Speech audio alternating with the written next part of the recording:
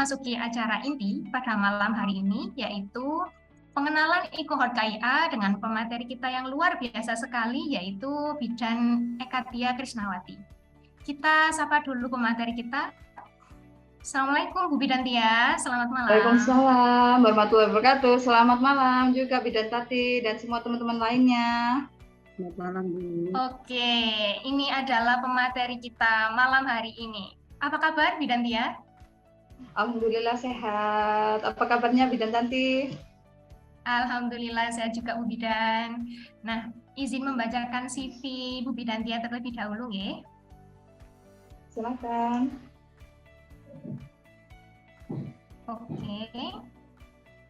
Nah, pemateri yang luar biasa pada malam hari ini merupakan tutor Ingenio Indonesia juga. Ini adalah CV-nya. Yang pertama, nama Bidan Ekatia Krisnawati, AMD ke tanggal lahirnya Malang, Mei 1989, statusnya sudah menikah. Ini adalah alamat emailnya. Kemudian sekolah dasar di SD Negeri di Kabupaten Malang, SMP di Kabupaten Malang juga, SMA juga di Kabupaten Malang, dan perguruan tinggi di Politeknik Kesehatan Negeri jurusan Kebidanan Prodi D3 Kebidanan. Dan pengalaman pekerjaannya sudah pernah bekerja di rumah sakit swasta di Kabupaten Malang juga, dan di Poskesdes di daerah yang sangat terpencil perbatasan Indonesia-Malaysia di salah satu kabupaten di Pulau Kalimantan. Wah, keren banget ya. Lanjut di RSUD Kabupaten di Pulau Kalimantan tahun 2016 sampai 2019, dan saat ini bekerja di instansi kesehatan, yaitu di Dinas Kesehatan di Provinsi Kalimantan, yaitu tahun 2019 sampai sekarang. Sebelum kita masuk di materi pada malam hari ini, maka alangkah baiknya jika kita foto bersama terlebih dahulu, mumpung masih seger nih ya, mumpung masih touch up. Oke, bisa open cam-nya terlebih dahulu semuanya. Mungkin kakak IT ada berapa slide untuk 150 peserta malam hari ini ya? Ada berapa slide? Oke, ada 5 slide. Oke. Kita foto dulu. Oke, saya pandu ya. Sudah on cam semua ya ini. Sebentar, saya tunggu dulu. Oke, sip. Antusias sekali ya peserta kita pada malam hari ini. Oke, kita mulai foto bersama. 1, 2, 3. Oke, untuk slide kedua. 1, 2, 3. Slide ketiga, 1, 2, 3. Oke, untuk slide keempat, 1, 2, 3. Slide terakhir, satu kali lagi ya. 1, 2, 3. Oke. Kita langsung masuk materi saja ya, Bu Bidantia. Apakah Bu Tia sudah siap? Siap, Bidan Tanti. Oke, baik, kepada Bu Tia dipersilakan. Baik, terima kasih kesempatan dan waktu yang diberikan kepada saya, Bidan Tanti. Assalamualaikum warahmatullahi wabarakatuh semuanya teman-teman. Waalaikumsalam warahmatullahi wabarakatuh. Oke, selamat malam semuanya. Syukur alhamdulillah, senang sekali pada malam hari ini kita diberikan kesempatan untuk bertatap muka secara virtual pada acara free class e-cohort yang diselenggarakan oleh Ingenio Indonesia. Tentunya cohort KIA sudah tidak asing lagi ya bagi kita. Baiklah, kita langsung saja. Izin saya share screen ya.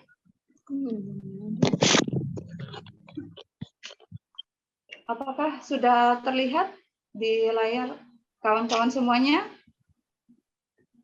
Sudah, Ibu. Sudah, Bu. Sudah, Bu. Sudah, Bu. Bentar ya. Oke.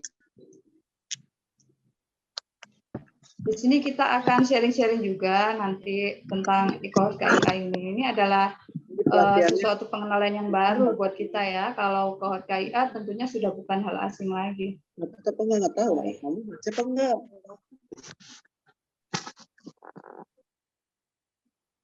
Oke. Apa sih kohort KIA itu?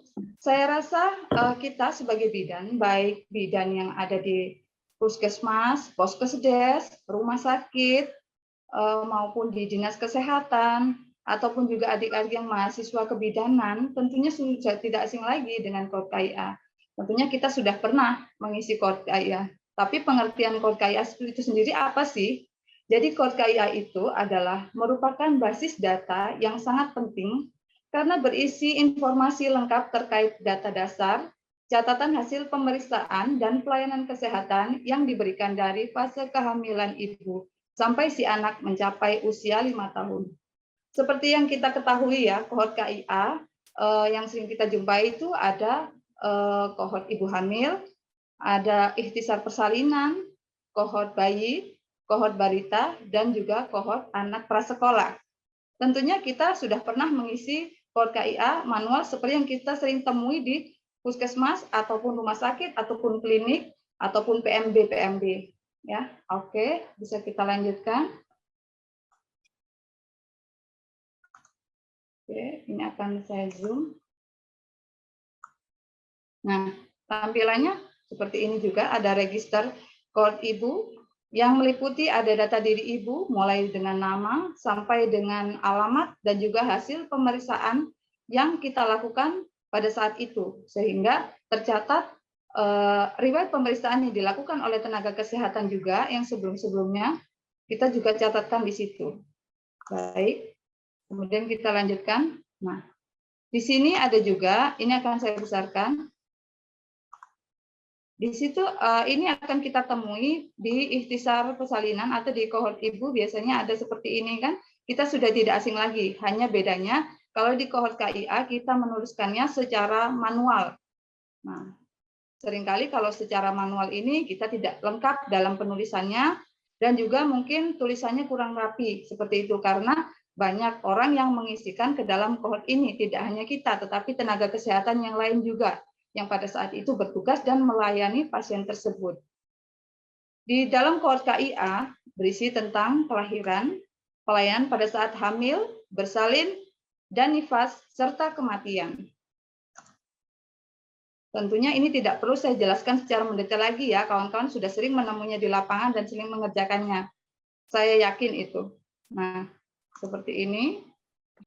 Saya hanya menampilkan sekilas saja. Ini mengenai kohort yang sering kita jumpai, ini kohort manual ya, kohort yang masih lama.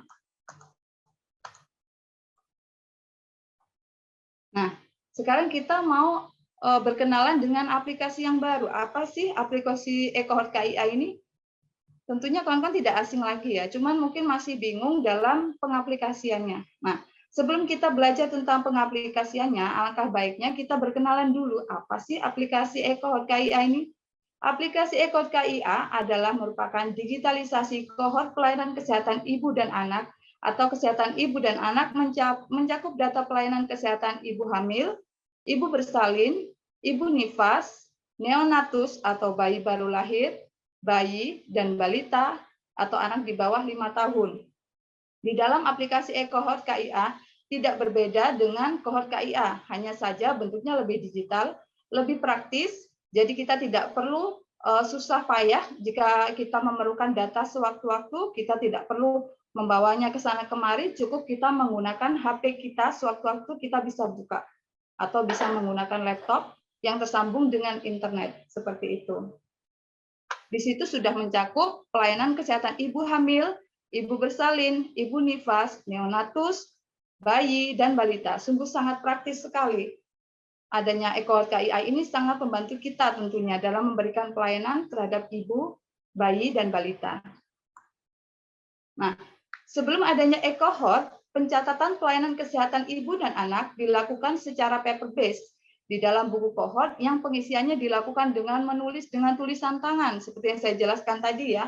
Catatan data dan informasi kesehatan ibu dan anak dalam kohort yang begitu banyak menjadikan buku kohort yang secara fisik panjang, lebar, dan tebal supaya bisa mencakup data dan informasi yang lengkap. Tetapi yang sering saya temui di lapangan, mohon maaf ya kawan-kawan, karena saya juga sering mengunjungi di puskesmas-puskesmas, karena saking banyak yang harus diisi, yang harus ditulis, sementara dikejar-kejar oleh waktu dan pasien yang banyak, sehingga banyak yang kolom-kolom yang masih belum terisi oleh kawan-kawan. Saya yakin itu.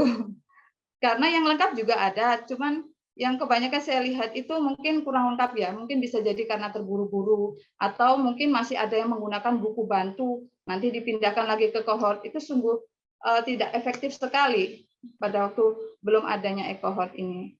Semoga sudah tidak ada lagi kawan-kawan yang menggunakan buku bantu, ataupun menggunakan kohort yang manual, karena nanti lambat laun kohort yang manual, kohort KIA yang sering kita temui, yang kita tulis setiap waktu itu, nanti lambat laun akan diganti dengan adanya e-kohort untuk mempermudah pelayanan kita, baik kita sendiri maupun juga kawan-kawan kita nakes yang lainnya.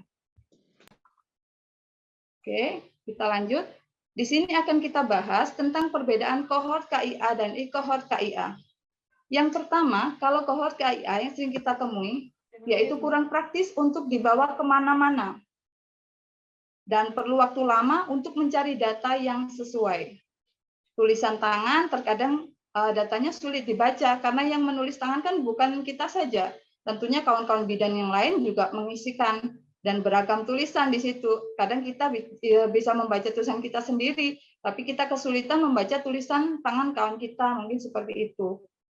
Kemudian jadinya terkesan kurang rapi. Kenapa kurang rapi? Karena jenis tulisannya yang berbeda-beda seperti itu. Seperti ada yang mungkin model tulisannya besar-besar, atau model tulisannya agak kecil-kecil yang kurang nampak. Nah, seperti itu. Kemudian penginputan data manual juga masih menggunakan tulisan tangan. Nah, apa sih keistimewaan dari e-kohort KIA yang menyebabkan dia berbeda dari kohort KIA? Yang pertama adalah dia praktis, mudah dibawa kemana-mana, karena bisa kita akses melalui laptop, atau yang lebih sederhana kita bisa akses menggunakan HP. Tentunya kawan-kawan saat ini saya yakin tidak ada yang tidak punya HP. Pasti punya HP semua, dan HP-nya juga HP Android minimal kan, HP-nya HP smartphone semua. Sudah pasti bisa buka. Nah, seperti itu. Kemudian yang kedua, pencarian datanya lebih cepat. Jadi ketika kita mengetikkan nama pasien yang akan kita cari, kita sudah langsung bisa menemukan datanya. Pasien yang kita maksudkan tadi. Jadi tidak perlu kita mencari lama-lama seperti kita menggunakan kohort KIA yang manual. Kemudian, karena e-kohort KIA ini berupa ketikan, bukan tulisan tangan, sehingga data mudah dibaca oleh siapapun juga, walaupun bukan si pemberi pelayanan. Tetap bisa terbaca karena tulisannya rapi menggunakan tulisan ketikan, seperti itu. Kemudian rapi, dan penginputan dapat menggunakan laptop, komputer, ataupun HP yang telah mendukung fitur internet. Nah, kalau teman-teman sudah pernah mengakses tentang e-kohort KIA, tentunya tidak asing lagi ya dengan tampilan ini. Nah, ini. Kalau kita membuka e-kohort KIA, yang pertama kita jumpai adalah ini. Kemudian kita memasukkan username kita. Seperti biasa kan, kalau kita masuk akun nakes, kita masukkan nomor HP dan password kita. Kemudian kita secure login, baru kita bisa menginputkan pelayanan kita yang telah kita berikan kepada pasien tadi. Nah, e-kohort KIA di situ ada apa saja sih? Meliputi apa saja sih? Yang pertama adalah pendataan dan pemantauan ibu hamil. Di dalam e-kohort KIA, pendataan dan pemantauan ibu hamil di sini berisi data diri ibu hamil, mulai dari biodatanya, mulai dari nama dia, nama suami, kemudian sampai dengan pemeriksaannya.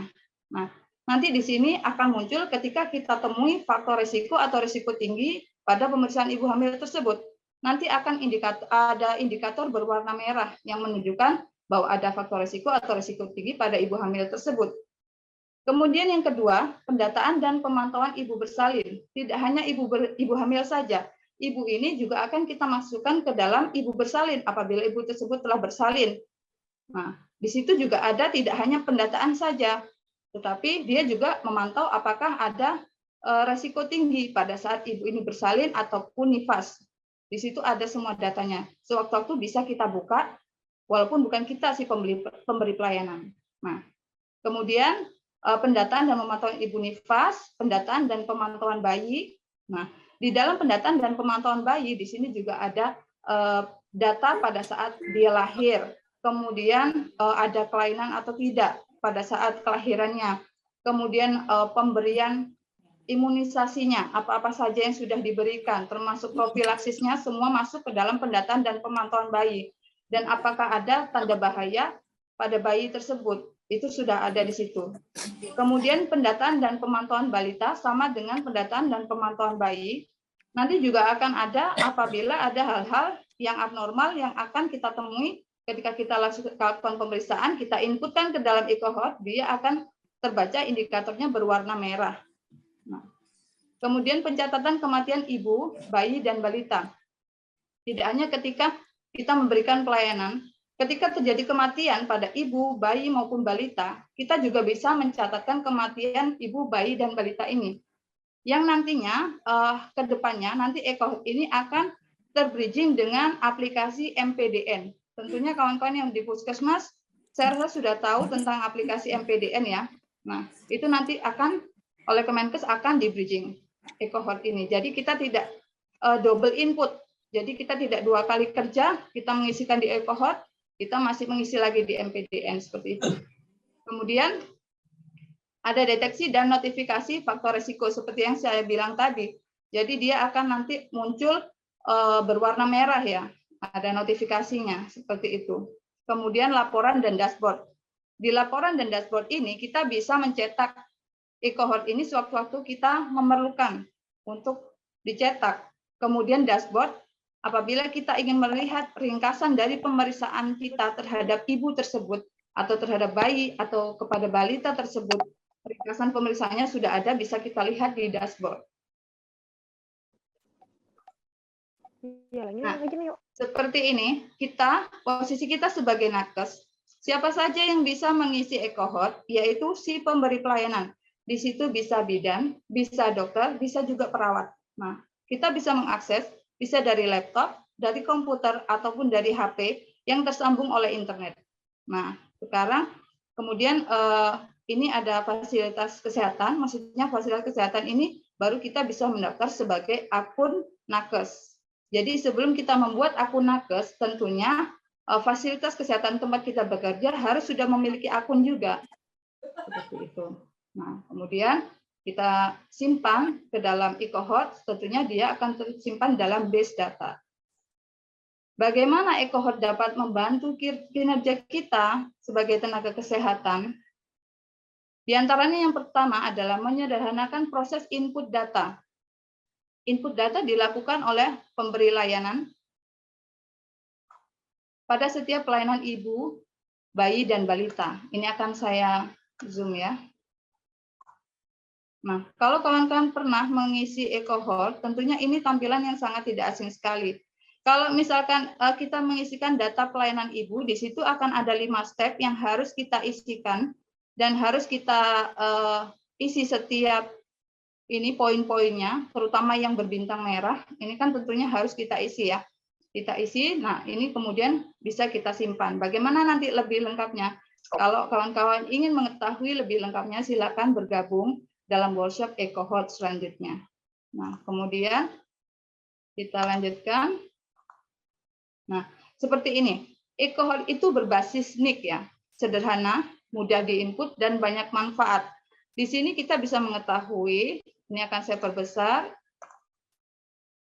Di sini kita akan bisa mengetahui siapa sih pemberi pelayanan. Di situ ada data nakes atau vaskes.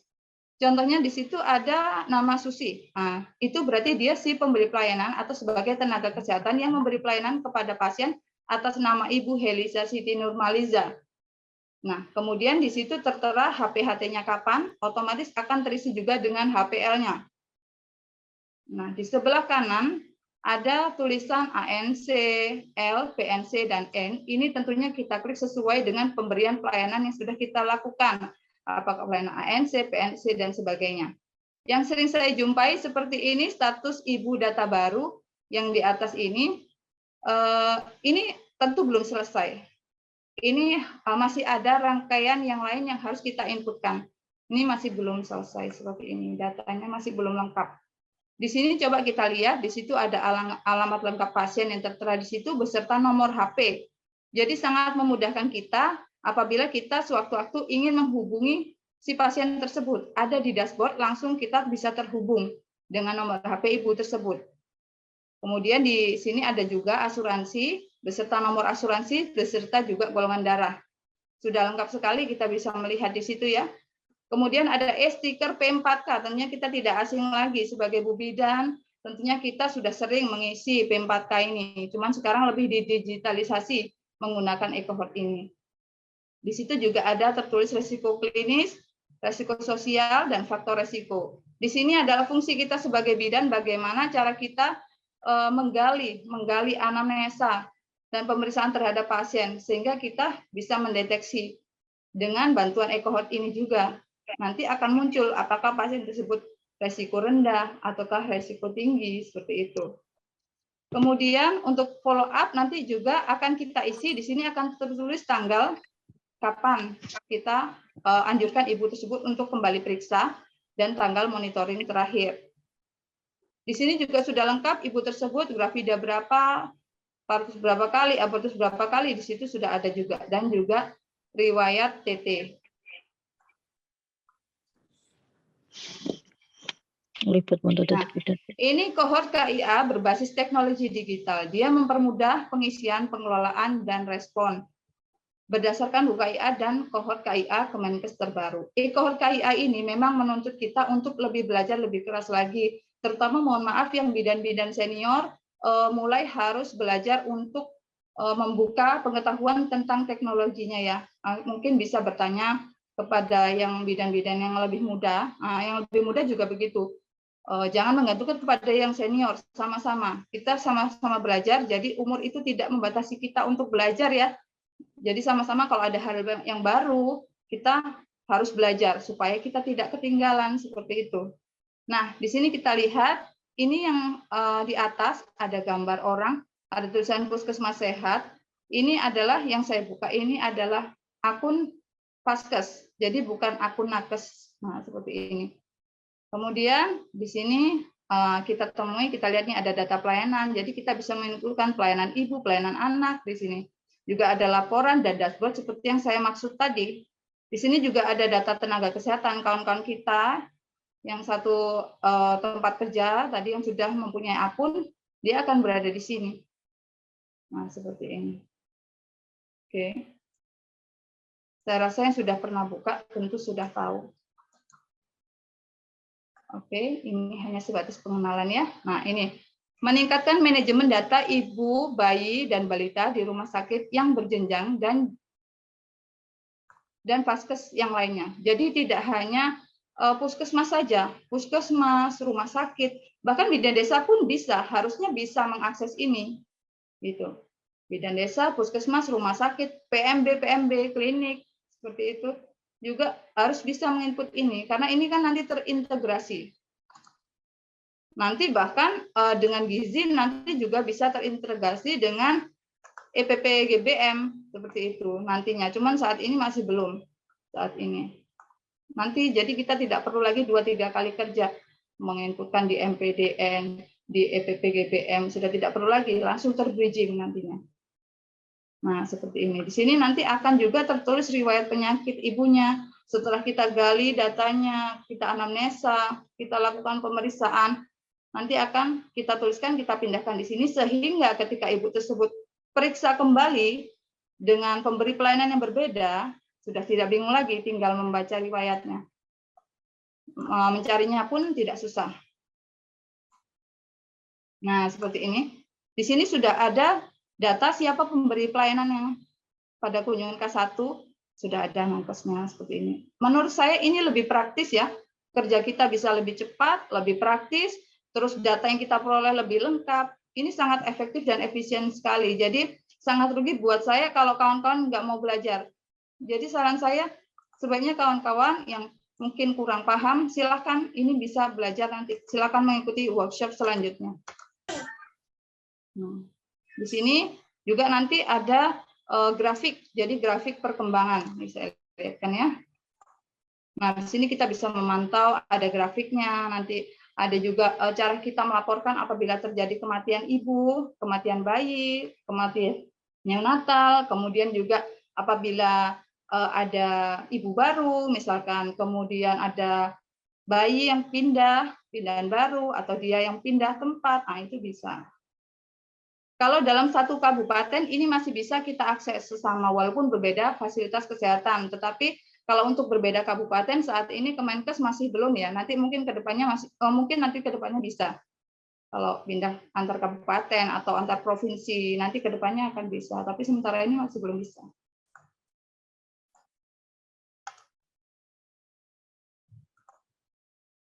Nah, di sini juga ada deteksi dini algoritma faktor resiko, pemantauan, analisis, dan respon resiko pada lebih 300 variabel data bumil, bayi, dan balita. Seperti yang saya bilang tadi, jadi di sini ada warna-warna seperti ini, yang merah faktor resiko, resiko tinggi, maaf, seperti ini. Jadi nanti ada kesimpulannya. Di setiap pasien, data pasien kita buka, kita tinggal klik. Kita tinggal klik saja, kita cari nick-nya atau kita cari namanya. Walaupun namanya itu sama, tetapi di situ ada nama suami tentunya berbeda, dan juga nick juga berbeda. Mana pasien yang akan kita masukkan tadi, nanti kita masuk, kita lihat riwayatnya seperti itu, kemudian kita inputkan. Nah, ini pencatatan kematian ibu dan bayi balita. Baik pada masa kehamilan, bersalin, masa nifas, neonatus, bayi, dan balita. Ini yang saya maksudkan tadi, apabila terjadi kematian ibu, ataupun pindah, ataupun pasien baru, seperti itu, di sini ada semua, ataupun dirujuk. Dirujuk juga ada di sini. Jadi kita lakukan status pemantauan, pasien ini dirujuk kemana, alasannya apa, diagnosanya apa, maksud saya. Nah, itu nanti akan tertera di sini di e-cohort. Sangat memudahkan sekali, sangat efisien, sangat lengkap, sangat memudahkan kinerja kita sebenarnya. Kalau kita mau belajar, memang agak susah, awal-awal memang agak susah ya kita mempelajari sesuatu hal yang baru. Tapi nanti setelah kita bisa, itu sangat memudahkan sekali. Nanti lama-lama akan kita tinggalkan pengisian cohort yang manual itu. Nah, ini pencatatan kematian juga di sini ada pencatatan kematian ibu seperti yang saya bilang. Jadi di situ harus kita tuliskan juga masa terjadinya kematian, kemudian dugaan penyebab kematian, tempat meninggalnya di mana, terus apabila di vaskes itu di mana, kemudian tanggalnya, tanggal meninggalnya tanggal berapa, jam meninggal, dan keterangan. Di situ ada tersimpan semua datanya sudah lengkap.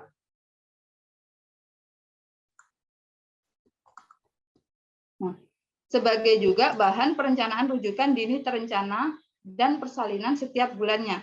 Jadi nanti kalau misalkan kita sudah punya akun nakes, di akun nakes maupun akun vaskes, itu nanti ada kalender persalinan, dan juga di dashboard akan kita temui nanti notifikasi-notifikasi, misalkan ada Ibu si A tafsiran persalinan tanggal sekian, bulan sekian, sama dengan kalau kita punya kantong persalinan, nah sama seperti itu. Tapi kita diingatkan lewat notifikasi di dashboard tersebut. Oh, ibu dengan resiko tinggi atas nama nyonya ini, dia sudah melewati tafsiran persalinan sekian hari. Di situ nanti ada di dashboard. Di dashboard itu sudah lengkap, termasuk juga nanti ada grafik berat badan ibu, kemudian ada grafik tekanan darah, seperti itu, dan lain sebagainya. Nanti akan kita pelajari lebih mendetail lagi di workshop.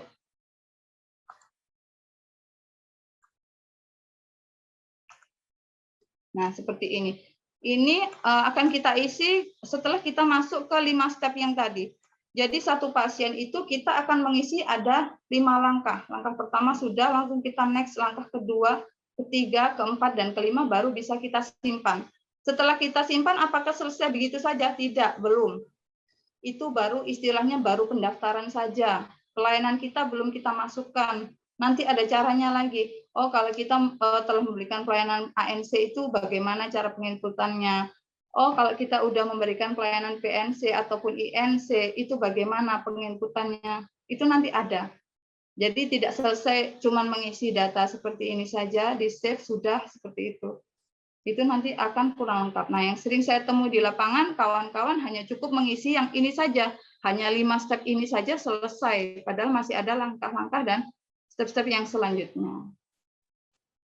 Nah, ini yang saya bilang nanti ada indikator merah seperti itu. Nanti akan kita temui ketika kita belajar bersama di workshop. Sini ada tempat rencana persalinan, pendamping persalinan. Ini sama seperti yang kita temui di stiker P4K. Nah,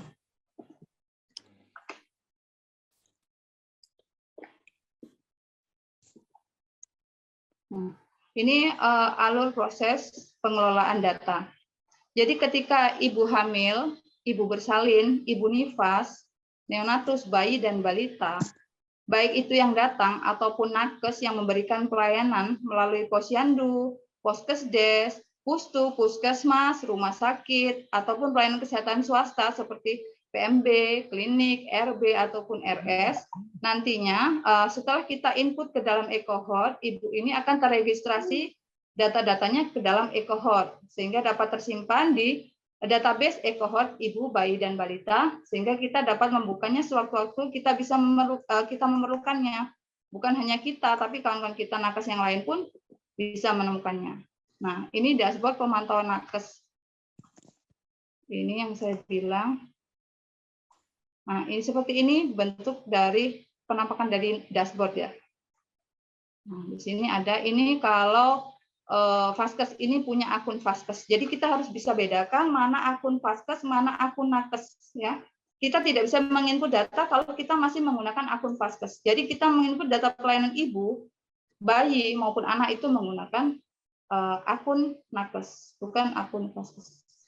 Nah, seperti ini. Nah, ini yang saya maksudkan, dia ada notifikasi-notifikasi jadwal harian seperti ini. Oh, ibu ini sudah lewat persalinan misalkan. Nah, seperti ini. Jadi dia ada notifikasi seperti kalau kita punya kantor persalinan, nah, seperti itu. Nah, ini juga ada peta ibu hamil yang sering kita buat kalau di puskesmas, di poskesdes. Tentunya ini tidak asing lagi, bidan-bidan pasti sudah bisa ini harusnya. Cuman ini lebih dipermudah, lebih dibentuk secara digital seperti itu.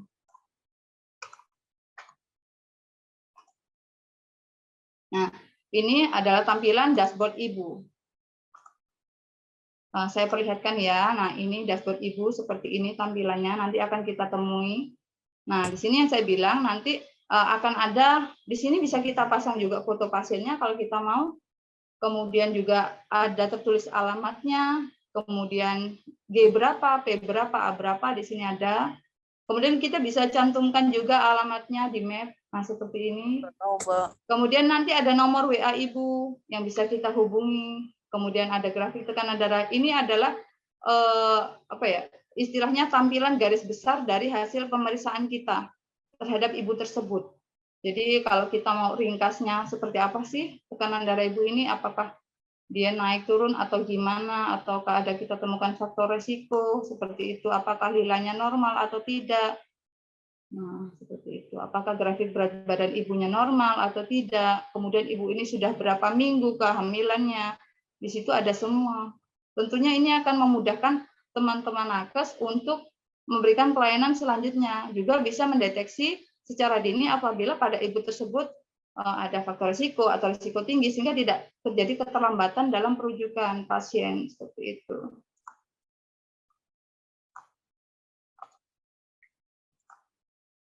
Nah, kalau ini adalah dashboard pemeriksaan bayi. Bayi dan anak tampilannya seperti ini.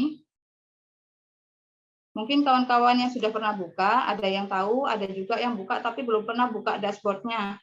Nah, penampakannya akan seperti ini. Di situ ada data pemberian imunisasi, dia sudah pernah diberikan imunisasi berapa kali, apa saja, kemudian termasuk juga seperti KMS, seperti itu. Cuman dia lebih digitalisasi, lebih ringkas kita melihatnya. Oke. Kemudian ini yang saya bicarakan tadi, yang saya maksudkan tadi. Nah, seperti ini. Bagaimana cara penginputannya? Data pelayanan ibu hamil, ibu bersalin, ibu nifas, bayi, balita. Bagaimana cara penginputannya? Nanti kita akan belajar bersama-sama ya. Silakan join di workshop e-cohort KIA. Nah, siapa sih kelompok pengguna atau user group untuk e-cohort ini? Nah, yaitu tenaga kesehatan, diantaranya bisa bidan, perawat, dan dokter, untuk melakukan input data, serta respon dan tindak lanjut. Maksudnya, kita sebagai nakes, kita bisa sebagai penginput datanya, kemudian kita bisa merespon apa-apa saja yang harus kita tangani apabila kita temukan faktor risiko atau risiko tinggi, kemudian tindak lanjutnya bagaimana. Kemudian lembaga kesehatan yang terkait seperti puskesmas, rumah sakit, klinik, itu melakukan monef dan tindak lanjut.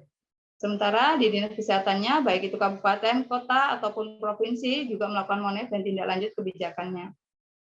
Dari Kemenkes sebagai penyelenggara juga melakukan monef dan tindak lanjut kebijakan. Seperti itu. Ini hanya sekedar tahu saja ya, kawan-kawan. Nah, ini ada pengguna dan fungsi pengguna.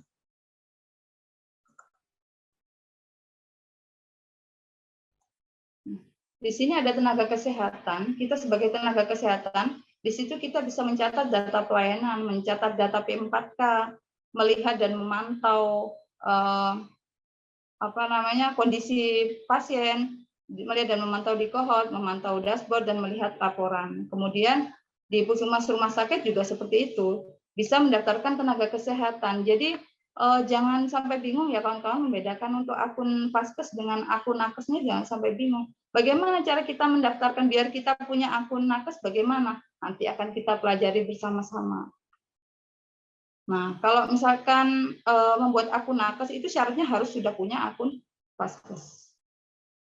Bagaimana kalau belum punya akun Vaskes? Ya, tentunya harus berkoordinasi dengan dinas kesehatan kabupaten kota maupun dinas kesehatan provinsi. Oke, terima kasih. Mungkin itu saja pengenalan tentang e-cohort sekilas ya. Setidaknya kita ada gambaran bagi yang belum pernah lihat e-cohort atau bagi yang sudah tahu e-cohort cuma ingin mempelajari yang lebih dalam lagi. Mungkin kita bisa bertemu lagi untuk pertemuan selanjutnya di acara workshop e-cohort KIA. Oke, terima kasih. Sekian materi dari saya. Mungkin bisa saya kembalikan kepada Bidan Tanti sebagai moderator MC. Terima kasih Bidan Tanti. Assalamualaikum warahmatullahi wabarakatuh. Waalaikumsalam warahmatullahi wabarakatuh. Nah, luar biasa sekali materi malam hari ini ya. Semuanya gimana nih? Sudah banyak sekali yang chat ingin bertanya kepada Bu Tia malam hari ini. Tunggu dulu ya, sabar dulu. Nanti chatnya akan dijawab satu persatu. Saya informasikan dulu, tentunya teman-teman penasaran sekali ya, bagaimana sih teknis lebih detail dan lengkapnya untuk pengisian dari aplikasi e-cohort KIA ini. Jadi tadi sudah ada yang tanya, apakah bisa di-share nih tutorialnya? Nah, jangan khawatir ya, kita nanti akan ada kelas lanjutan tersendiri, karena nggak nutut ya, kalau misal malam ini langsung dibahas semuanya ya, Bu Tia ya.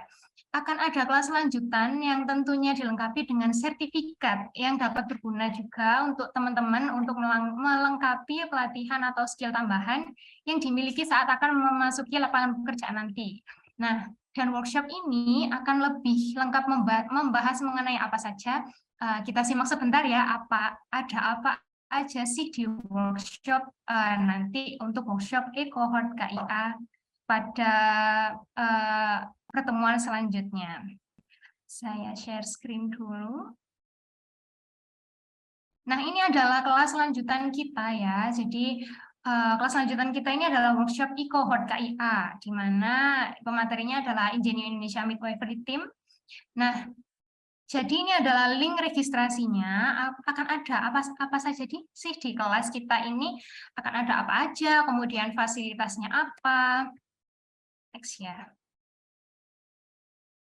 Materi yang akan didapatkan yaitu kita ada 3 kali pertemuan, jadi tidak cukup memang kalau satu kali pertemuan aja, apalagi kalau misalnya tutorialnya langsung dibahas 1 kali kemudian semuanya langsung bisa mengisi, itu juga tidak bisa ya. Jadi untuk workshop kali ini kita akan ada 3 kali pertemuan, yaitu yang pertama tanggal 15 Januari ada review pengenalan, jadi kita review sedikit pengenalan yang malam hari ini, kemudian ada teknis detail ya pengisian e-cohort, mulai yang dijelaskan tadi dari Bu Bidan Tia, mulai awal sampai akhir.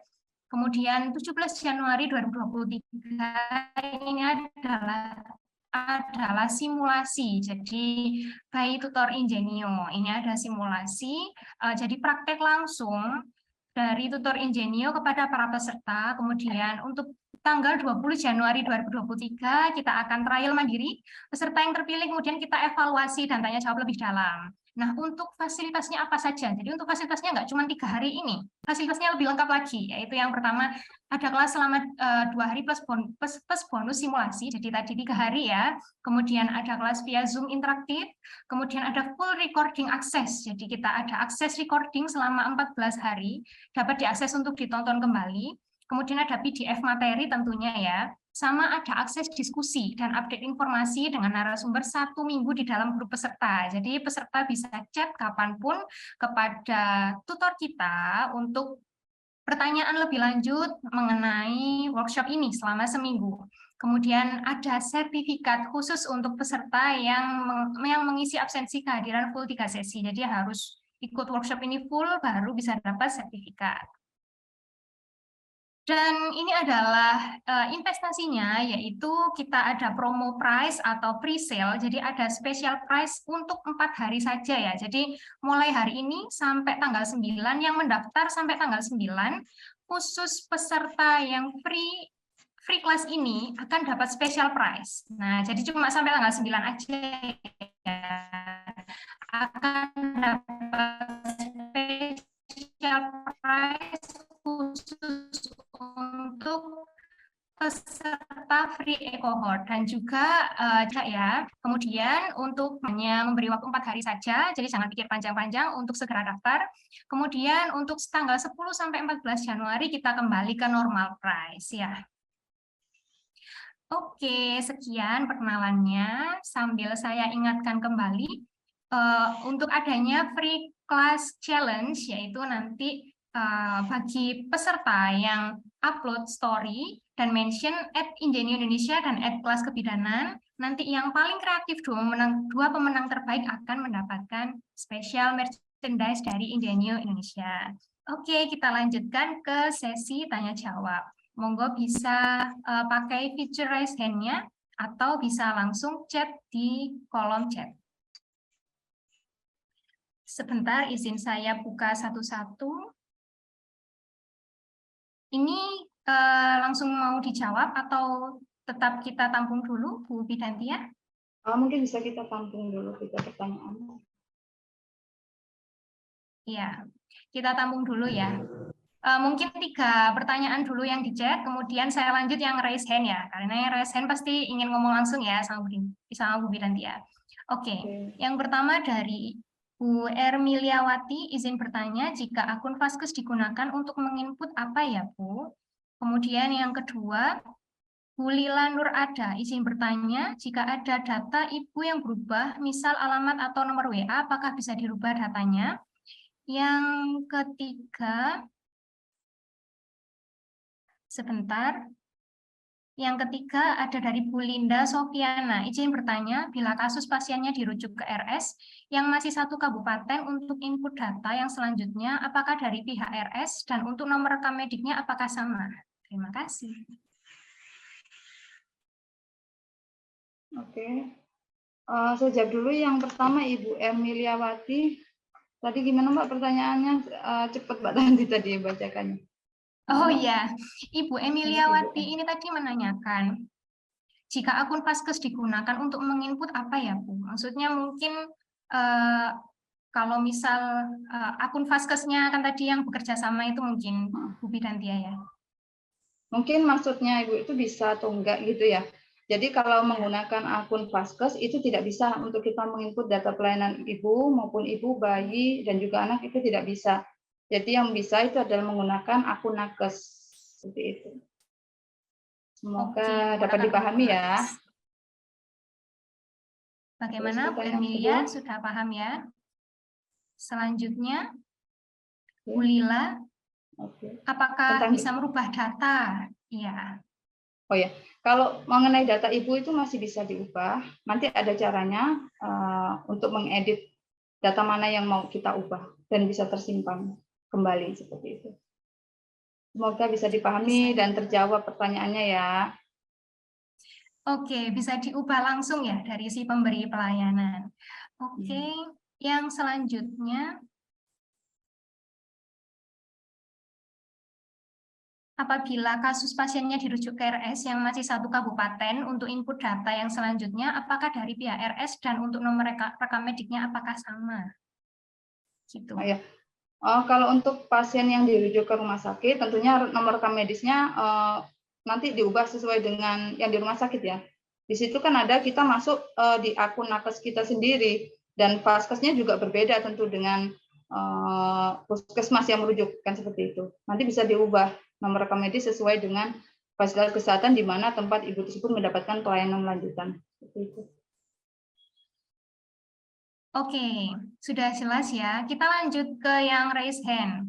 Yang pertama ada Bu Lailatul. Silahkan open mic-nya. Ya, Assalamualaikum warahmatullahi wabarakatuh. Waalaikumsalam warahmatullahi wabarakatuh. Kebetulan saya masih mahasiswa, Kak. Jadi, Oh iya. Oke, Kak Lailatul. ya, kebetulan waktu itu saya dapat pertanyaan dari dosen seperti ini. Di EcoHot itu ada laman pencapaian ASI eksklusif, di mana katanya ada E1 sampai E6.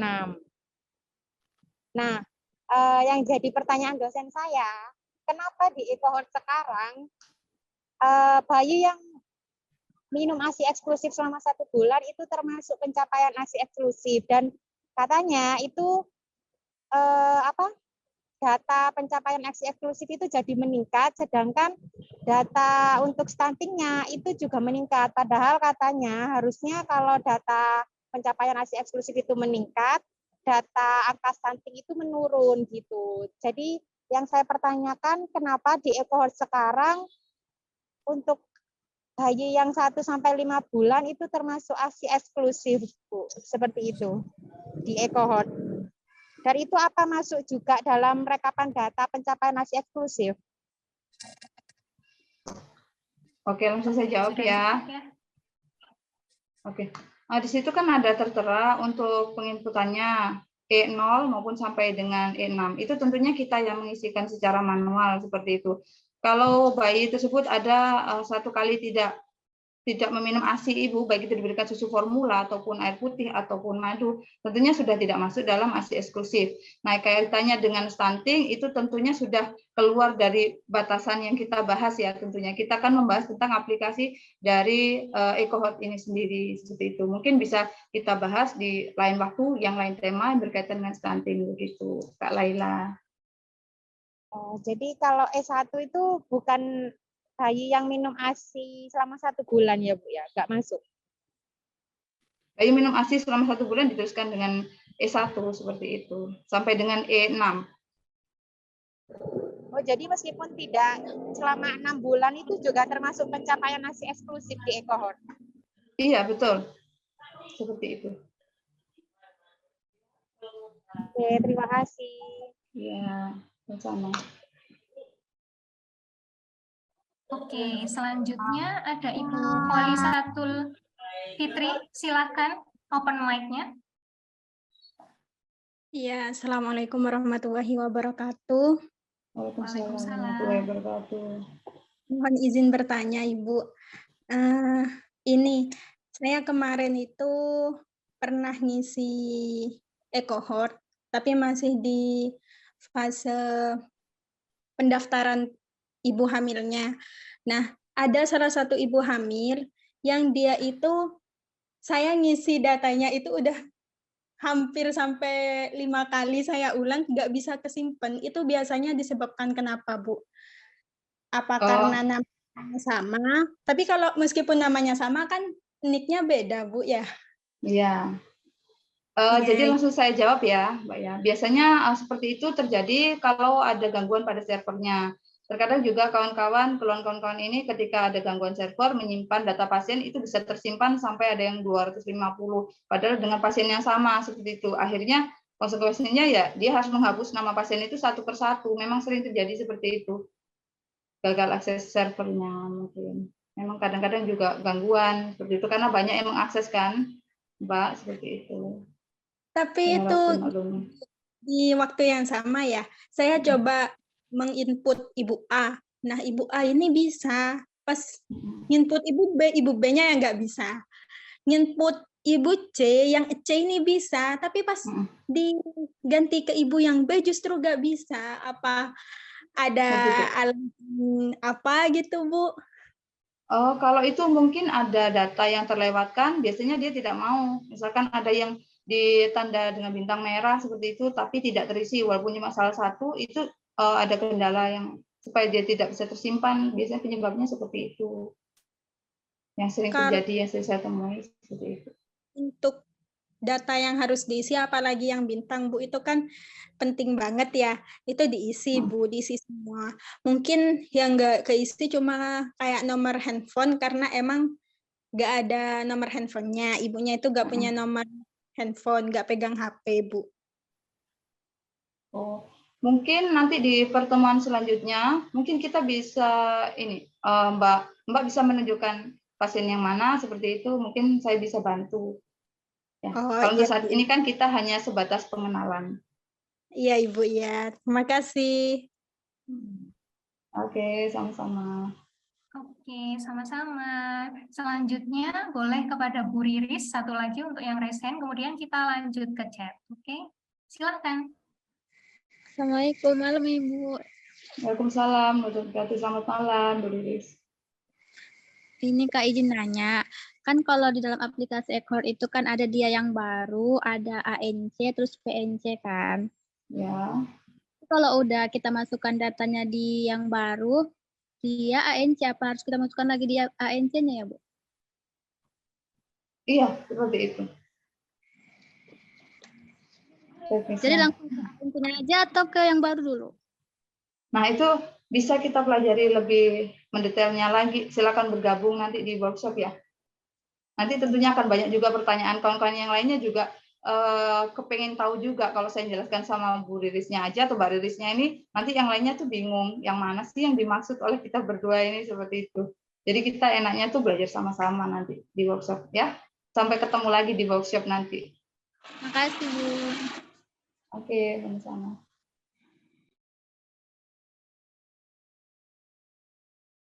Oke, baik. Selanjutnya kita beralih ke chat. Yang pertama ada pertanyaan dari Ibu Neng Fitri. Izin bertanya mengenai masukkan data. Jika satu pasien sudah dimasukkan datanya oleh Vaskes 1, kemudian pasien tersebut datang ke Vaskes lain, apakah data riwayat pemeriksaannya akan dari awal atau menyambung dari Vaskes yang awal memasukkan? Kemudian, yang kedua ada Bu Andi Suci. Izin bertanya Ibu, apakah semua nakes dalam satu Vaskes bisa membuat akun? Karena di tempat kami hanya beberapa bidan yang dibuatkan akun, sedangkan yang lain hanya menggunakan akun bidan yang terdaftar.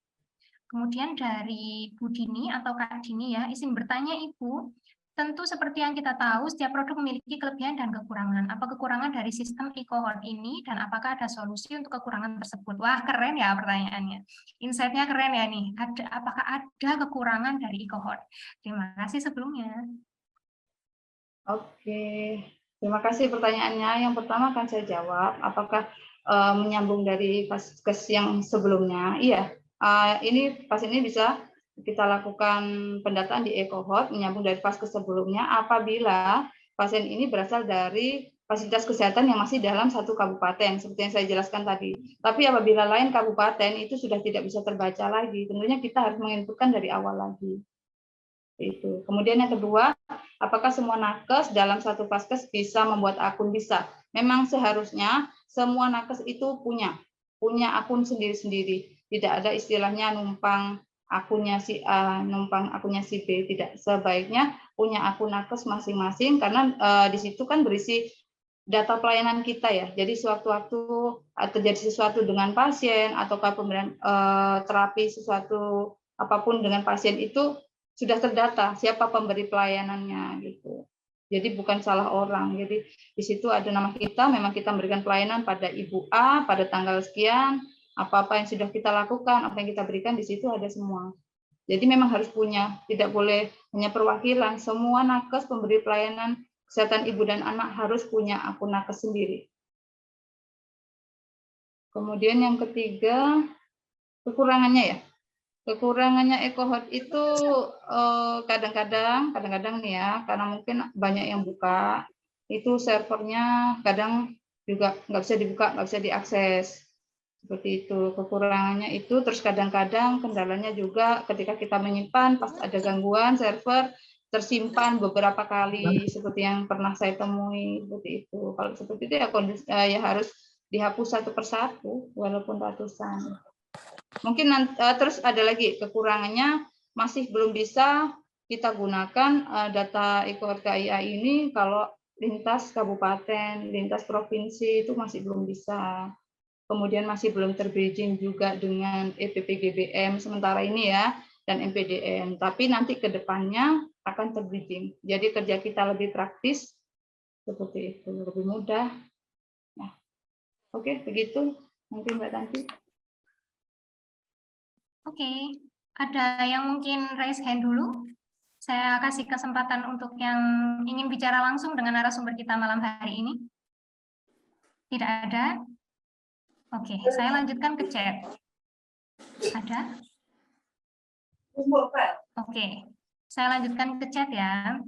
Dari Ibu Risa Febriawati, mohon maaf izin bertanya, pada saat menginput Ibu bersalin ada pilihan tempat bersalin, bagaimana jika tempat bersalin tidak tertera pada pilihan EcoHot? Kemudian ada Bu Devi Ariantini, izin bertanya, Bu, misal bidan desa A menginput data NC Nyonya N, kemudian Nyonya N lahir di Ponet dengan status INC dan PNC. Apakah bidan Ponet dengan akun bidan Ponet B, apakah bisa mengisi langsung pelayanan dengan NIK Ibu? Soalnya saya coba bila beda akun pemberi pelayanan, dashboard data Ibu masih 00. Terima kasih. Kemudian selanjutnya Bu Nur Fadila. Izin bertanya, Bu, bagaimana kalau ibu hamil datang pertama kali dengan usia kehamilan sudah 8 bulan? Apakah akan dipilih K8 atau K1? Silahkan dijawab. Oke. Ya. Oke, terima kasih. Yang pertama, saya akan jawab. Nah, bagaimana jika tempat bersalin tidak tertera pada pilihan EcoHot? Nah, ini tempat bersalinnya apa dulu? Karena kalau misalkan kita PMB seperti itu, PMB tentunya berada di wilayah puskesmas yang bertanggung jawab pada PMB tersebut. Nah, jadi pilihannya itu hanya puskesmas tersebut. Tapi apabila ada puskesmas yang atau rumah sakit yang tidak tertera pada pilihan EcoHot, otomatis itu kaitannya yang membuatkan akun adalah dinas kesehatan setempat, dinas kesehatan kabupaten, kota maupun provinsi di mana letak vaskes tersebut berada. Jadi seperti itu. Kemudian yang kedua, izin bertanya Bu, misal bidan desa mengikut data NC yang tadi. Ya. Jangan, nggak boleh.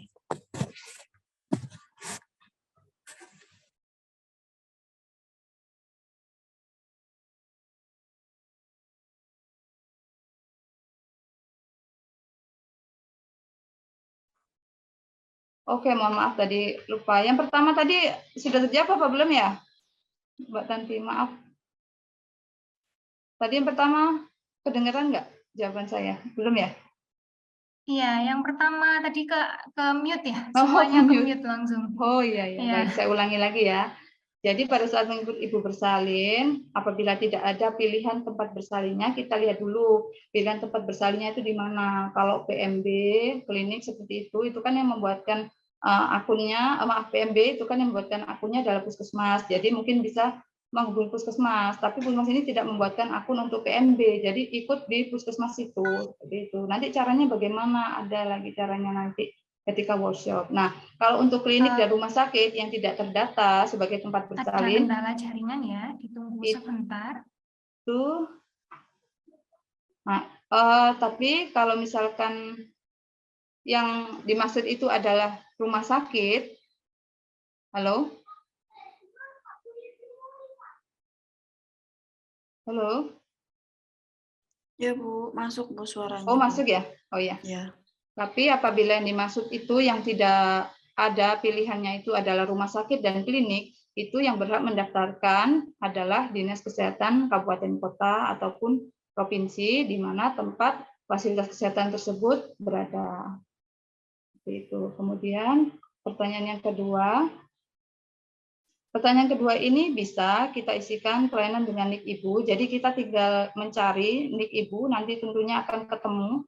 Mungkin biasanya ini tidak ketemu nik yang kita maksud. Biasanya penginput data yang pertama tidak lengkap dalam mengisikan nik atau niknya salah. Itu yang sering saya temui. Jadi ketika pasien ini periksa di bidan A, nik yang diinputkan di cohort itu tidak sama. Jadi ketika kita masukkan nik pasien tersebut tidak muncul. Kalau sama pasti muncul kok ini. Asalkan masih satu kabupaten ya. Jadi bisa akses, siapapun bisa akses walaupun berbeda fasilitas kesehatan. Kemudian izin pertama bertanya bagaimana kalau ibu hamil datang pertama kali dengan usia kehamilan 8 bulan. Apakah dipilih K8 atau K1? Nah, di situ kan ada perbedaan penginputan. Apakah dia datang dengan kunjungan keberapa dan juga termasuk K berapa. Tentunya kalau kunjungan berapa itu pasien tersebut datang berapa kali. Apabila pasien tersebut datang sudah sampai 8 kali, ya kita tulis kunjungan ke 8 kali. Tapi tentunya kalau K1 sampai 6, kalau dulu kan K1 sampai 4, tentu kita sudah tahu semua definisi dari K1 sampai 4.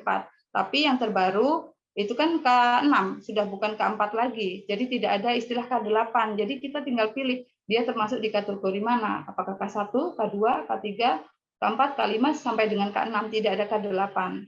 Mungkin yang dimaksud Ibu Nur ini masuk ke kunjungan. Kita tulis kunjungan ke berapa, nah dia termasuk K berapa. Seperti itu. Sudah ada perbedaan. Oke. Sudah, bidan panti sudah terjawab semua. Oke, masih banyak waktu nih ya, Bu Tia. Kita lanjutkan. Oke. Sebentar, saya cek dulu. Dari Dr. Erwin Syah. Oh, ada dokter di sini. Selamat malam, dokter. E-cohort hanya sebatas satu kabupaten saja, tidak bisa satu provinsi. Gimana dengan wilayah Jabodetabek? Itu pertanyaannya. Oke, kalau wilayah Jabodetabek ini kami belum ngecek lagi ya dokter. Mungkin nanti ke depannya bisa kita carikan info untuk wilayah Jabodetabek apakah bisa saling terkait seperti itu.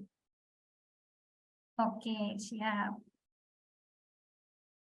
Saya izin cek dulu. Oh, ini jawaban dari Ibu Devi Ariantini tadi.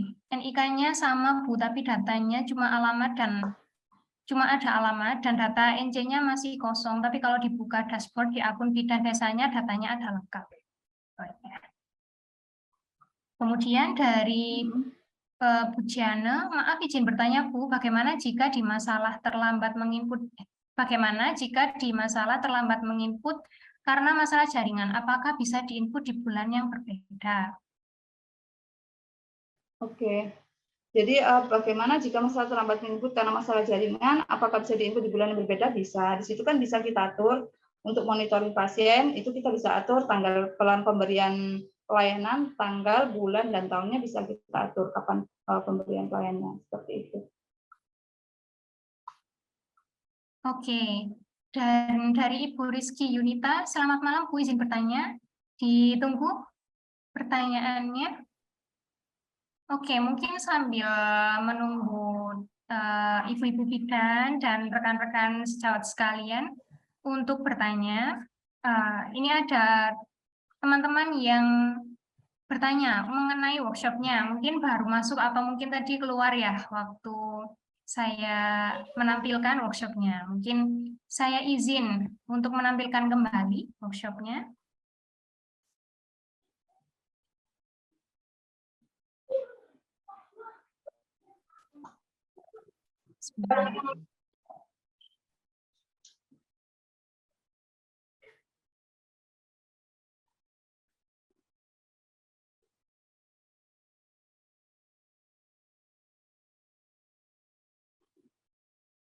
Ini adalah workshopnya, yaitu tanggal 15, 17, dan 20. Jadi,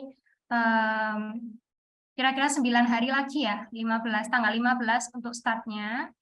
Kemudian ini fasilitasnya, jadi ada akses full recording 14 hari, kemudian ada PDF materi, dan ada akses diskusi dan update informasi dengan narasumber 1 minggu di dalam grup peserta.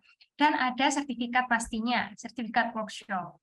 Nah, kemudian ini adalah untuk investasinya. Ini juga sudah dikirimkan di grup ya, untuk PDF-nya dari workshop ini. Jadi silahkan bisa langsung daftar, untuk linknya sudah tertera di situ. Dan saya ingatkan kembali, hanya 4 hari ya, untuk promo price atau pre-sale-nya hanya 4 hari, 6-9 Januari 2023. Dan untuk teman-teman yang sudah mendaftar pre-e-cohort akan mendapatkan special price juga, begitu ya. Jadi akan ada keuntungan tersendiri untuk teman-teman yang sudah join free kelas e-cohort malam ini. Oke, sudah cukup. Apakah ada yang ingin ditanyakan kembali?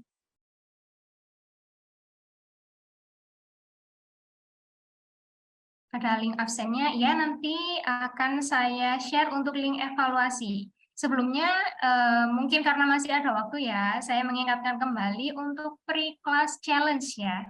Untuk free class challenge nanti semuanya, rekan-rekan sejawat semuanya bisa share story di Instagram masing-masing dengan mention @kelaskebidanan dan Ingenio Indonesia.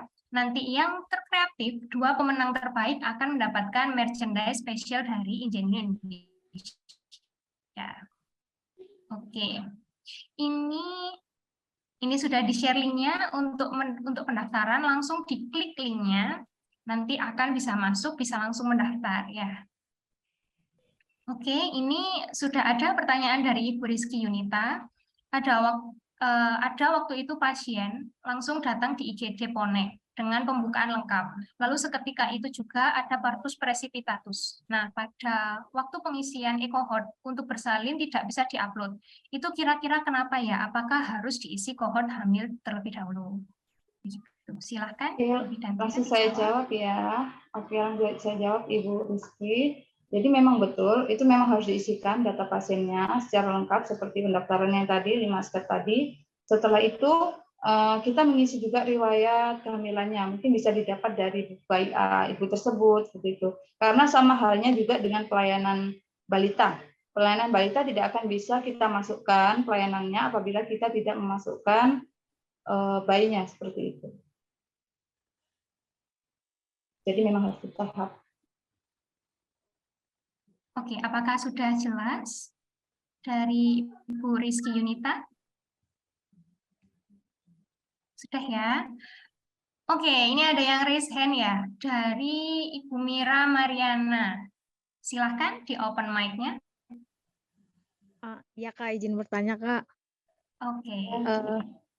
Aku kan ini Kak, alumni bimbingan itu yang untuk investasinya itu gimana ya Kak, untuk linknya itu gimana? Benar. Ya, benar sekali ya, alumni bimbingan. Nanti konfirmasi dulu ke kita. Nanti kita kan sudah ada buktinya nih, yang alumni bimbingan gitu. Jadi jangan isi link dulu, nanti konfirmasi dulu ke kita ya. Oke? Oke Kak, makasih Kak. Oke, siap. Oke, adakah lagi yang ditanyakan? Nah, ini ada lagi. Bu Fitri Indahsari, izin bertanya, di kelas workshop nanti apakah setiap pertemuan tutornya berbeda? Nah, mungkin kita langsung jawab nanti ada di workshop selanjutnya, oke?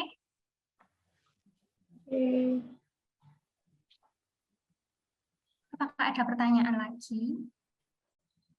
Jangan khawatir ya, tentunya tutor kita itu adalah tutor yang kompeten, jadi jangan khawatir untuk tutornya berbeda atau tutornya sama. Nanti juga kita lihat antusias peserta di workshop kita seperti apa. Oke? Bu Jiana, izin bertanya lagi. Izin bertanya lagi Bu, jika pasien tidak memiliki BPJS KIS, apakah bisa menggunakan jam persal? Dan apakah harus terdaftar di e-cohort dan apa ada yang harus diperhatikan? Dar. Oke.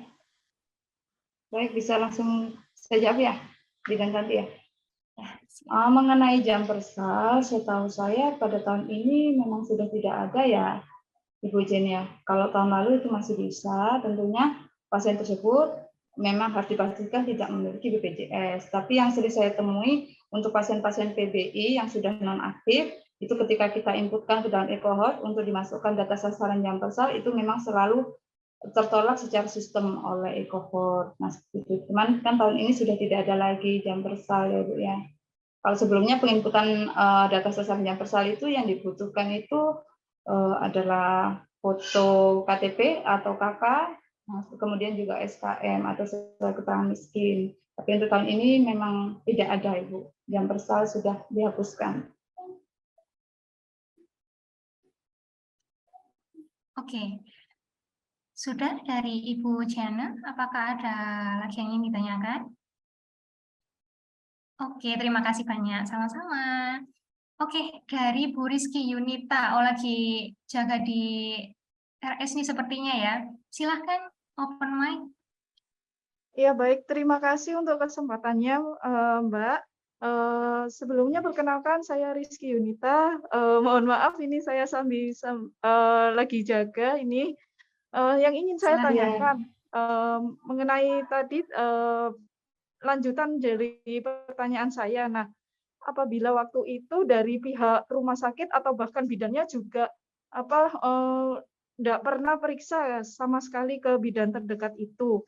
Lalu tiba-tiba dikirimnya juga bidannya juga nggak tahu dan nggak pernah tahu atau bahkan nggak pernah kontak sama sekali. Itu gimana ya Bu ya untuk pengisian e-cohort-nya ya? Untuk pengisian e-cohort yang bersalin tadi ya Bu ya? Betul ya? Apakah untuk hamilnya itu dari nakes pun dari tempat lingkungan sekitar kayak bidan atau bahkan puskesmas pun belum periksa sama sekali? Bagaimana solusinya? Seperti itu. Kalau seperti itu kan itu terkait dengan aplikasi e-cohort ya. Aplikasinya memang banyak kekurangan. Masih ini kan adalah aplikasi yang baru. Mungkin perlu masukan dan evaluasi dari kawan-kawan nanti seiring berjalannya waktu juga akan ada perbaikan dari Kemenkes untuk memperbaikinya seperti itu. Memang banyak sekali sih kalau pertanyaan ini itu yang belum terjawab. Tapi nantinya tentunya ini akan disempurnakan lagi karena ini kan adalah hal yang baru. Ini aplikasi masih baru, pengenalan seperti itu. Oke, pasti akan ada penyempurnaan lagi ya, karena ini masih baru launching gitu ya, masih dievaluasi juga pastinya oleh Kemenkes kita. Oke, selanjutnya ya, baik, Ibu, dari terima Ibu kasih Riris. untuk. Oke, sama-sama, selamat bekerja Ibu Rizky. Oke, dari Ibu Riris Ariska berarti nggak ada lagi ya Bu jam persal untuk tahun ini. Jadi gimana itu Bu peserta yang udah terdaftar jadi peserta jam persal di tahun lalu? Silahkan, ya. Oke.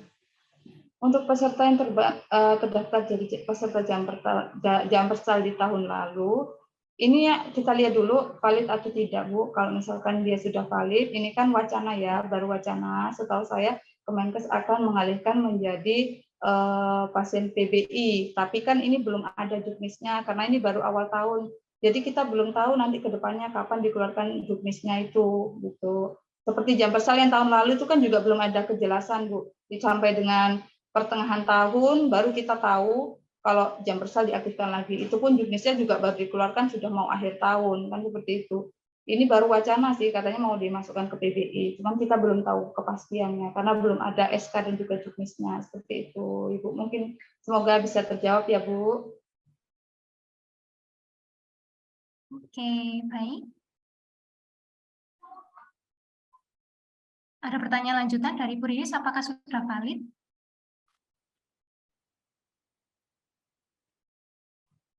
Ya. Iya, tadi udah saya jawab. Sudah ya. Kalau untuk pasien yang sudah valid, nah tadi sudah saya jawab. Oke, apakah ada pertanyaan lagi? Mumpung masih ada waktu, bisa screenshot, kemudian di-share di stories, biar dapat 2 merchandise dari Ijen Indonesia. Saya ingatkan kembali.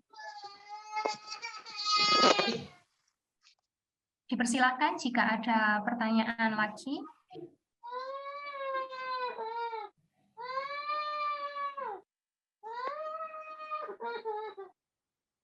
Saya tunggu atau mungkin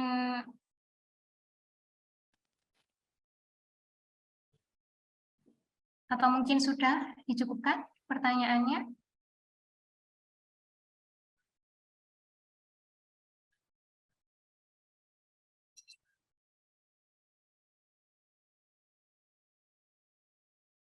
Bagaimana? Ya, atau mungkin saya yang bertanya ya. Kalau dari Budia, mungkin untuk sejauh ini kendala apa saja gitu yang ditemui selama mengisi? Selain ada jaringan yang terganggu mungkin ya, mungkin ada kendala apa saja? Mungkin kendala dari ini tadi ya, sosialisasi, mungkin sosialisasi belum seluruhnya yang mendapatkan sosialisasi dalam penginputan, sehingga mungkin mendapatkan informasi yang simpang siur dari kawan-kawannya, sehingga tidak selesai dalam proses penginputannya. Ibaratnya kayak seperti yang tadi saya bilang, jadi ketika pemberian pelayanan ANC tidak sampai diinputkan sampai selesai pemberian ANC, hanya sampai pendaftarannya saja. Kemudian biasanya untuk kawan-kawan yang tempatnya yang di daerah terpencil ataupun sangat terpencil, itu tentunya akses, jangankan akses internet ya, untuk sinyal telepon aja udah susah. Mungkin bisa disiasati ketika turun ke puskesmas, mungkin bisa sambil menginputkan seperti itu. Kemudian juga banyak yang saya temui kendala-kendalanya itu, mohon maaf sebelumnya ya, ada beberapa bidan mungkin yang belum bisa penginputannya sehingga istilahnya menumpangkan ke kawan terus seperti itu. Saya harapkan bisa open minded sehingga bisa belajar lebih dalam lagi, bisa penginputan secara mandiri tentang aplikasi EcoHot ini nantinya tentunya setelah mengikuti workshop EcoHot KIA ini. Seperti itu. Oke, nah ini ada satu pertanyaan lagi. Mungkin jika ada, mungkin masih ada waktu ya. Kalau misal ada yang mau bertanya lagi, saya beri kesempatan 2 pertanyaan lagi setelah pertanyaan ini. Dari Ibu Nurmanafis, Assalamualaikum warahmatullahi wabarakatuh. Seberapa pentingkah EcoHot dalam pelaksanaan di rujukan tingkat lanjut? Kebanyakan ANC rujukan dari puskesmas, tapi ternyata di EcoHot belum ada data ibu hamil tersebut. Kebanyakan dari kami yang menginput pertama data ANC tersebut. Silahkan, Bidan dijawab. Terima kasih. Waalaikumsalam warahmatullahi wabarakatuh, Ibu Nurmanafis. Kalau ini tentunya ketaatan dalam mengisi EcoHot ini tentunya ada kaitannya dengan komitmen ya. Bagaimana cara komitmen dari dinas setempat untuk melakukan pendekatan pada puskesmas-puskesmas yang berada di wilayah jajaran dinas kesehatan tersebut. Tentunya ini perlu kerjasama yang erat. Jadi tidak bisa kalau misalkan kita sepihak saja dari fasilitas rujukan tingkat lanjut untuk mengharapkan mungkin adanya kerjasama juga, minta tolong kepada dinas kesehatan terkait supaya memberikan mungkin sosialisasi ataukah mengadakan komitmen dengan puskesmas-puskesmas yang membawahinya, begitu. Sehingga bisa terisi. Bagaimana Ibu Nurmanafis? Apakah sudah cukup? Apa ada pertanyaan lagi? Oke. Jadi sudah tidak ada pertanyaan lagi nih ya dari peserta sekalian. Kalau begitu, ya terima kasih, sama-sama. Untuk selanjutnya, kepada peserta dipersilahkan mengisi link evaluasi. Nah, jadi akan saya share untuk link evaluasinya, dan bagi yang mengisi link evaluasi ini yang akan mendapatkan materi PDF dari kami. Jadi yang tidak mengisi link evaluasi otomatis tidak mendapatkan materi dari kami ya. Ditunggu dulu. Saya izin share untuk link evaluasinya.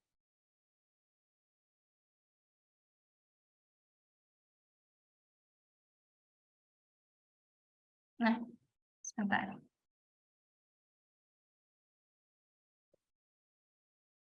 Nah, itu adalah link evaluasinya. Silakan diisi. Saya beri waktu sekitar 2-3 menit untuk mengisi.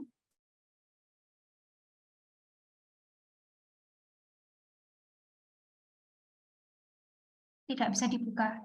Di copy dulu atau saya kirimkan ke grup ya.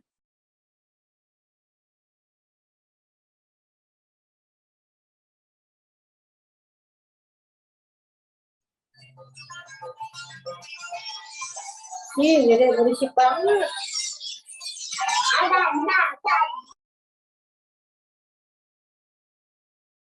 Silahkan mengecek di grup ya. Langsung diklik saja untuk link evaluasinya. Kalau di Zoom ini di copy dulu, kemudian di paste di kolom URL, kemudian baru di enter.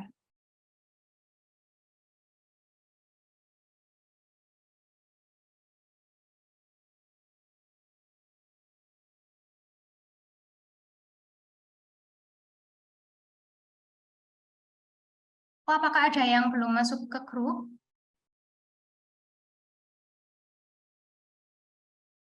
Sebentar.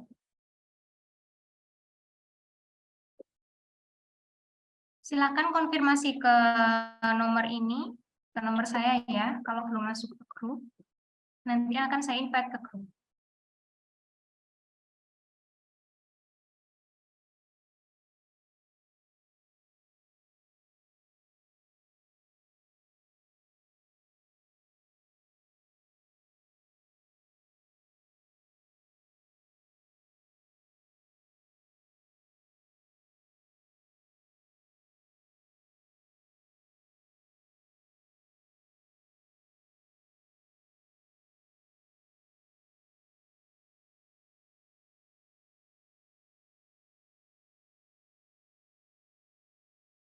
Link absen dan evaluasinya. Sebentar, apakah belum masuk ke grup? Jika belum masuk ke grup, dimohon untuk masuk ke grup ya, karena informasi selanjutnya akan ada di grup. Ya, oke.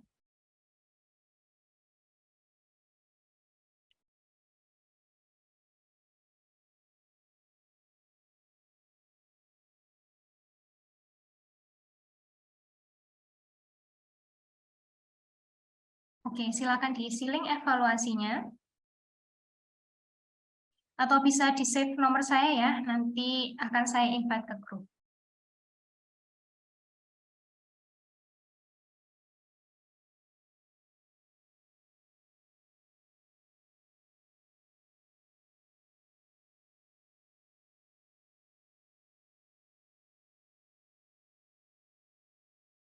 Ada bukti TF. Mungkin salah link ya.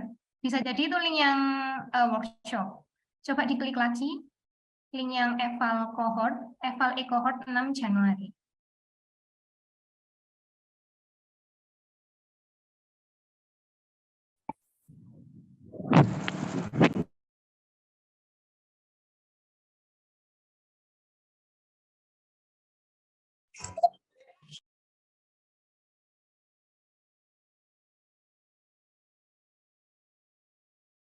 Tidak ada link absen kakak ya. Jadi hanya link evaluasi di sini.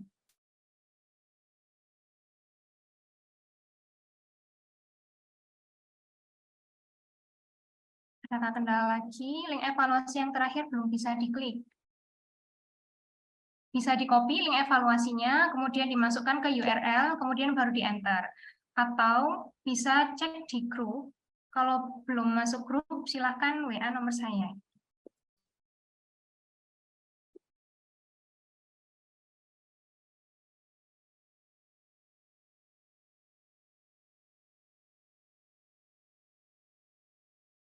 Oke, dan oke, banyak yang sudah bisa mengisi ya.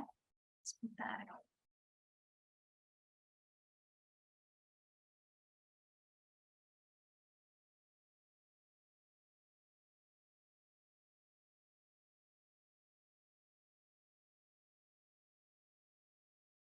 Sebentar, saya cek dulu.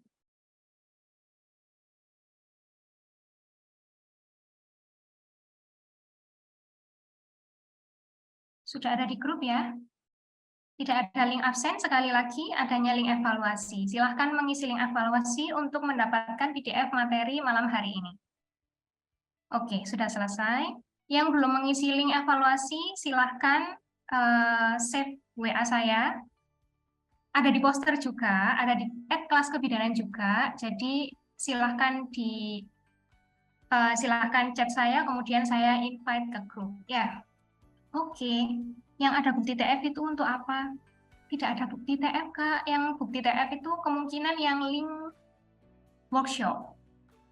Bukan yang di link evaluasi, kemungkinan salah link.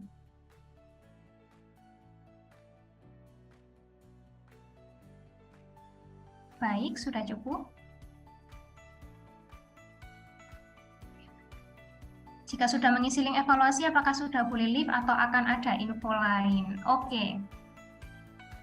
Jadi, ini akan saya tutup ya. Sebelum saya tutup, saya ingatkan kembali mengenai free class e-cohort KIA Challenge. Jadi, sayang sekali ya kalau nggak join, akan ada 2 merchandise spesial dari Ingenio Indonesia dengan cara share stories dan mention @kelas kebidanan dan @Ingenio Indonesia. Oke. Dan bagi yang ingin bertanya lebih lanjut mengenai workshop e-cohort KIA, bisa langsung hubungi saya via WA. WA saya ada di grup dan bisa DM juga di @kelaskebidanan. Terima kasih atas kehadirannya. Semoga ilmu kita hari ini bermanfaat.